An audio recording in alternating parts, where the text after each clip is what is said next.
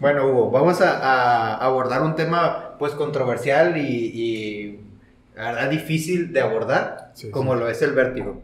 Eh, Pregunta frecuente, ¿el vértigo es una enfermedad o es parte de una enfermedad? O sea, es como un síntoma o... Fíjate que eso sí es muy importante clarificar porque no sé por qué, pero todos creemos que es una enfermedad, güey.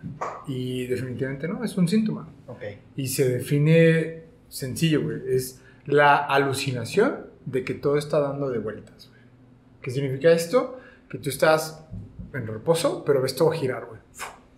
Pero literal, lo ves que está dando de vueltas alrededor de tuyo, pero tú estás estático. Entonces, eso es vértigo, ok. tal cual, y es un síntoma. Perfecto. ¿Y síntoma de qué enfermedades? Bueno, las más frecuentes, pues, que tú puedes descartar cuando te llega un paciente y doctor, siento que todo me da vuelta. Fíjate que muy importante es clarificar el origen del vértigo. Ok, ¿Por qué? Porque es importante porque tenemos dos orígenes. Uno que es central, que significa que es el cerebro, ¿sí? Y el otro que es periférico, que es netamente el oído, ¿sí? El vértigo en cuestión fisiológica es una acción que está sobreestimulado el área de movimiento y o una de dos, o perdiste la capacidad de percibirte, de autopercibirte en el espacio, que eso sería un central, ¿sí? O perdiste la capacidad, o está inflamado el nervio que le dice al cerebro que tú estás girando. Por ejemplo, el oído tiene el sistema vestibular y el sistema vestibular se compone de 5 elementos. 3 anillos, o mejor dicho, semicírculos, que se llaman los canales semicirculares. Uno que es posterior, el otro que es superior o anterior y el lateral. ¿Ok? Entonces, ¿qué hacen o qué le dicen al cerebro esos tres semianillos? Le dicen cuando yo hago esto, cuando yo hago esto y cuando yo hago esto. ¿Sí? Y tenemos a el utrículo, el sacro y el utrículo. El sacro y el utrículo le dicen al cerebro cuando yo voy hacia arriba o hacia abajo y adelante hacia atrás. ¿Sí? El sacro y el utrículo tienen dos gelatinas que contienen otoconias. Las otoconias son cristales de calcio que están inmersos dentro de estas gelatinas y generan que por medio de la gravedad, por debajo de las gelatinas hay unas células que se llaman las células ciliadas, igual que en los semicírculos, y por medio de la gravedad, cuando yo me muevo hacia adelante, las otoconias se van para atrás, jalan para atrás, entonces las células se mueven de cierta manera para avisarle al cerebro, por medio del nervio vestibular. Entonces hay un reflejo que todos los animales lo tenemos, que es un reflejo como de supervivencia. Por ejemplo, las aves, hay un video muy común en redes, a lo mejor lo han visto, o en la red, que va a un halcón o ponen una gallina, le ponen una cámara y la cámara no se mueve, porque la cabeza no se mueve, el cuerpo de la gallina se mueve por todos lados, pero la cabeza no se mueve para nada, ¿no? Entonces, ese reflejo nosotros lo tenemos, pero solamente en los ojos. O sea, nosotros tenemos la capacidad de ver un objetivo y la cabeza se mueve hacia el lado izquierdo y los ojos se mueven a la misma velocidad hacia el lado contrario para no perder el objetivo. Eso lo da el oído. Y el cerebro, para el sistema del equilibrio, tenemos la percepción, la propiocepción, ¿sí? La propiocepción y la coordinación son dos cosas que nos ayuda el cerebelo en particular. Entonces, ¿qué pasa? ¿O qué sensaciones tiene el paciente? Pues los sentidos del tacto y de presión le dicen al cerebro dónde estoy posicionando. O sea, yo tengo la capacidad de cerrar los ojos y saber que estoy sentado por el sistema de propiocepción. Cuando se pierde eso, si yo cierro los ojos, yo no sé dónde estoy. Entonces, puedes tener vértigo. ¿Sí? Y cuando está dañado el cerebelo, que tengas un infarto, que tengas una hemorragia, que tengas un tumor, que tengas alguna enfermedad desmineralizante, entonces el cerebro pierde esa capacidad de recibir la información de tus sentidos periféricos y tu cuerpo está flotando. Entonces los ojos empiezan a moverse. El signo, porque que hay dos diferencias entre síntomas y signos. Ajá. Síntomas es lo que percibe el paciente y te lo dice. Ajá. Y el signo es lo que nosotros podemos percibir como observadores y podemos medir. Ok. ¿Sí? Entonces, el signo es el nistagmus. El nistagmus es un movimiento involuntario del ojo de acomodación o que está teniendo alguna respuesta del sistema nervioso porque no sabemos dónde está. ¿Sí? Hay muchos orígenes del nistagmus, pero en cuestión del equilibrio eso es lo que está pasando. Entonces, tenemos que diferenciar de dónde viene. Esa es la parte más importante cuando alguien tiene vértigo. ¿Sí? Definitivamente, ¿quién es el especialista que lo tiene que ver? Está bien difícil, digamos. Pero si a mí me preguntas, tiene que ser un otorrino, Okay. ¿sí? O una audiólogo. ¿Por qué? Porque ellos conocen bien el área periférica y sabemos hacer un abordaje completo para distinguir las dos. Me ha tocado mucho, o sea, yo tuve, la vez que tuve la ventaja de entrenarme con alguien que ahorita es un referente del vértigo, que es el doctor Jorge Madrigal de Ciudad de México. Okay. Él fue el que me entrenó y la verdad es que gracias a Dios le aprendí muy bien. Entonces, tenemos que diferenciar y hay un protocolo bien hecho que se llama BEHINTZ, Okay. ¿sí? Que son varios es una exploración, haces pruebas fisiológicas para identificar si viene o no del cerebro. Entonces, ¿qué es así lo más común cuando este viene del cerebro? El paciente no se puede levantar por sí solo. Cuando el paciente tiene vértigo por el oído, no se puede mantener en pie porque siente que todo, pero puede hacer esto solo y ¡fum! Y se va a caer, ¿sí? Pero el paciente no se puede levantar cuando es central. Pierde coordinación, no está coordinando, eso también puede ser central, ¿sí? Y la otra, bueno, hay pruebas ya más específicas, que es que el dedo lo pueda seguir con el ojo, y ya las partes del lenguaje, y también puede ser involucrada otra área del cerebro, ¿no? Okay. Y cuando es periférico, pueden estar viendo todo, pero ellos saben dónde están, no pierden la capacidad de saber dónde están, pero tienen mucha respuesta vagal. Y pierden el reflejo de seguir el objetivo, ¿sí? Ese es uno de ellos. El otro puede ser que tenga un BPPB, que es un vértigo posicional paroxístico benigno. Es que una de las piedritas que les mencionaba se metió a uno de los túbulos, donde no debe haber piedras, y solamente se está dando la sensación de vértigo. Entonces es muy importante que cuando un paciente tenga vértigo, le sepan decir si es central o si es periférico, ¿sí? Si alguien que te está viendo, no sabe hacer eso, sí vale la pena que te vea alguien que sepa, ¿sí? ¿Por qué? Porque hay patologías que pueden dejar secuelas. En el oído, una patología que te puede dejar secuelas inmediatas o mediatas, ¿sí? Es la neuronitis vestibular. La neuronitis vestibular es una inflamación del nervio vestibular, el cual genera un vértigo así terrible que puede durar varios días, ese no se quita para nada, todo el tiempo estás girando, estás vomitando y hacen a mal, porque de verdad hacen a mal a solamente dar tratamientos que quitan el síntoma creyendo que es una enfermedad. ¿Sí? Eso es lo que está pasando. Bueno, eso es lo que yo veo a cada día con el tema del vértigo, es que, tiene vértigo, dale para vértigo. Ajá. No, hijo, tienes que saber por qué tiene vértigo. ¿Por qué? Porque el tratamiento de la neuronitis vestibular es un tratamiento de nervio periférico. Entonces, ¿cómo tratas un nervio periférico inflamado? Pues con corticoides, tienes que puncionar el oído para meterle el corticoide para que se desinflame lo más rápido posible y no queden secuelas. ¿Cómo qué secuelas te pueden quedar? Desequilibrio. O sea, el paciente va a perder la capacidad de girar la cabeza y seguir el objetivo. Entonces, cuando ellos giran hacia el lado afectado, tienen que usar las demás partes del cuerpo para que el sistema propioceptivo le dé la información de que está girando. Por ejemplo, un ejercicio de rehabilitación en los pacientes que pierden el reflejo vestibulocular, yo les doy un bastón, entonces cuando vayan a dar vuelta, arrastran el bastón, entonces la mano le da la información al cerebro de que va a girar y no la cabeza, porque la cabeza ya no va a tener la capacidad de hacerlo. Sí. Entonces, eso es lo que tenemos que evitar, que queden consecuencias.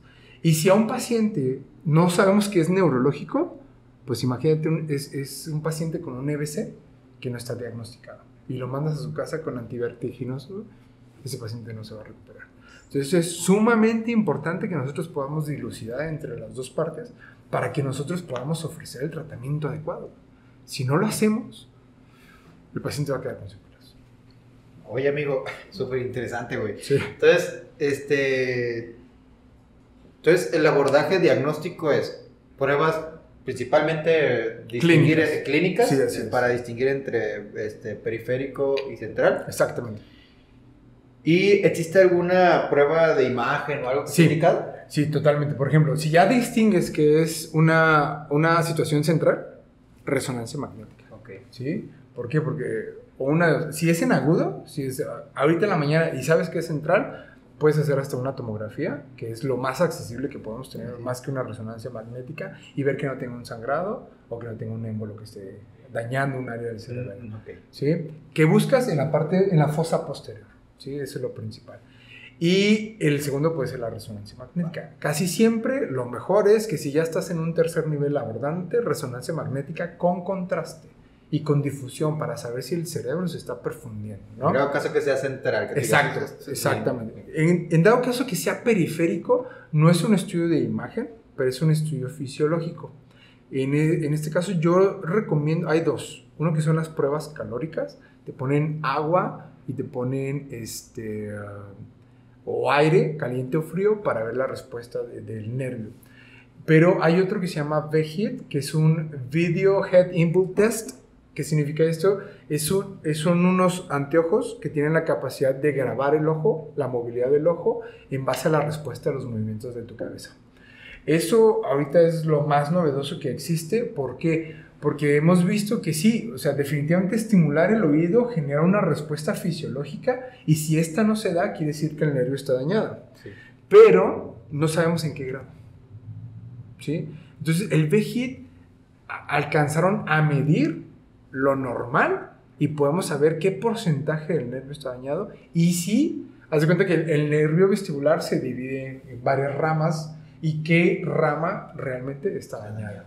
Entonces, ese sería como el top. ¿Existe en México? Existe en México. En Guadalajara, por ejemplo, existe en el Valle Real, que lo trajo mi maestro, que es el doctor Jorge Madrigal, se llama Centro de Vértigo y Mareo. Super. Y en Ciudad de México hay dos médicos que están súper especialistas en esto, que es Jorge Madrigal, que en el Centro de Vértigo y Mareo, y el doctor Ceballos, que está en Santa Fe.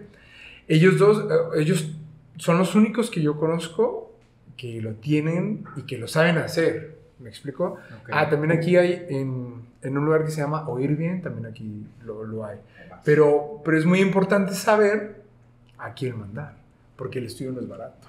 Sí, no. O sea, no es barato. Okay. Entonces, sí hay que distinguir bien. O sea, yo creo que, por ejemplo, ¿quiénes tendrían que saber exactamente cómo hacer eso? Urgenciólogos, neurólogos, otorrinos y audiólogos. O sea, y los médicos generales, claro está. Sí, el médico general que recibe el primer contacto del paciente. Y si no sabe... Vértigo. Oye, Hugo, ¿vértigo y mareo? No es lo mismo. ¿No es lo mismo? Vértigo ya lo explicamos, sensación o alucinación de que todo está de vueltas. Y es una alucinación, porque tú estás viendo que todo da de vueltas, pero no está pasando eso. Okay. Y mareo es la sensación de inestabilidad nada más. No ves que nada gira, tú ves que todo está bien, pero te sientes como en nubes, te sientes mareado. ¿Sí? Y pues ya depende de si es periférico o central, me imagino que es el tratamiento, ¿no? Exactamente, tal cual. Si es central y es una hemorragia, pues neuro. Entonces, ¿qué? Está sangrando el paciente, hay que ayudarlo. Si es un émbolo, igual, pues el neuro. Sí, o sea, al fin y al cabo es el neuro, ¿sí? Si es periférico, ver el origen.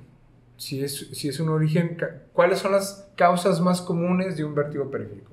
La más común, casi todos los pacientes arriba de 40 años pueden dar vértigo posicional paroxístico benigno, que es cuando las piedras se meten a los semicírculos y solamente te da vértigo cuando te acuestas, cuando te agachas. Cambio de posición. Cambio de posición, exactamente, tal cual.